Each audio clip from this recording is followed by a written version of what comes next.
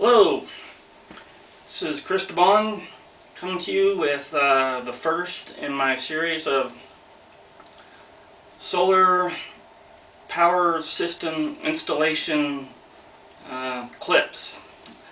I plan on doing a series of video clips whereby I plan on doing a photo and video documentary of the installation of a solar power grid tie system in my home, starting with these 21 evergreen 205 watt solar modules.